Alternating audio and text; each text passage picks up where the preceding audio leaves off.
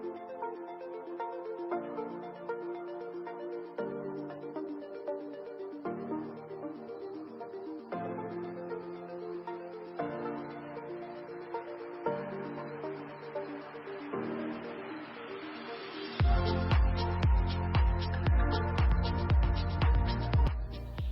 4 سال داشتم که پدرم در ورزشگاه بوکس معلم بود و من خوب بودم. میخواستم این برادر مشق‌های آنها را تماشا کنم که مشق بوکس چه خیلی باشد و پدرم یک روز مرا بر آنجا برد و در جایی که تمام می‌نشینم در نشسته بوکس را تماشا کردم و خواستم که منم با همراه این مشق کنم.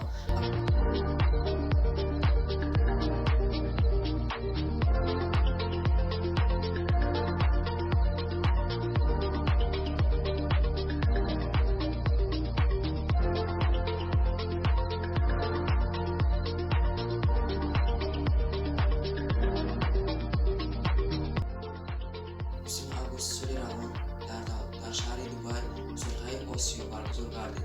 من در آنجا اشتراک کردم و در وزن 46 کیلوگرم و من دو رقیب داشتم.